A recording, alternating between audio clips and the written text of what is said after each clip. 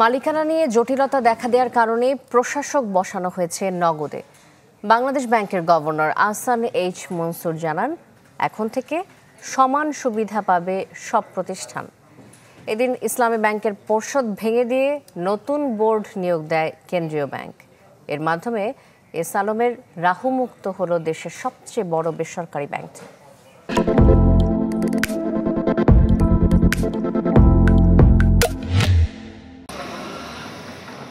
যাত্রা শুরুর অল্প সময়ে মোবাইল ফিনান্সিয়াল সার্ভিস হিসেবে আলোচনায় আসে নগদ। চটকদার বিজ্ঞাপন, প্রযুক্তি ও গ্রাহক বান্ধব সেবার কারণে যা জনপ্রিয় হয়ে ওঠে সাধারণ মানুষের কাছে।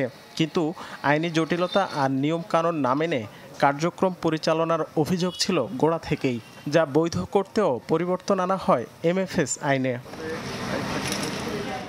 সরকার পরিবর্তনের সাথে সাথে প্রতিষ্ঠানটির নানা দুর্বলতা সামনে আসে জোরালোভাবে। তারই প্রেক্ষিতে বুধবার প্রশাসক নিয়োগ দেয় বাংলাদেশ ব্যাংক। এ নিয়ে সংবাদ সম্মেলনে গভর্নর জানান, মালিকানা নিয়ে সমস্যা থাকায় এই উদ্যোগ নেওয়া হয়েছে।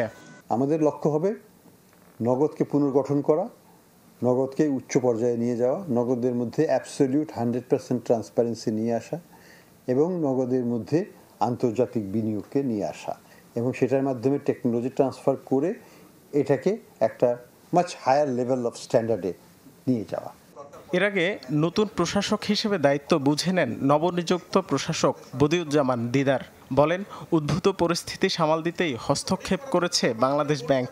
তবে গ্রাহকদের আস্থা হারানোর মতো পরিস্থিতি তৈরি হয়নি প্রতিষ্ঠানটিতে।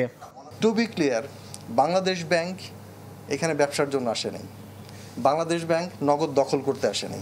প্রশাসক যেহেতু নিয়োগ করা হয়েছে, সো বোর্ড থাকবে না, সিও থাকবে না।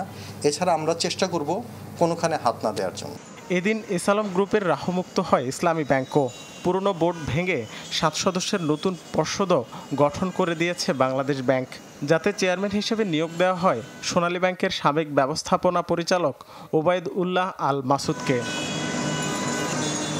রাকিব হোসেন, চ্যানেল 24, ঢাকা।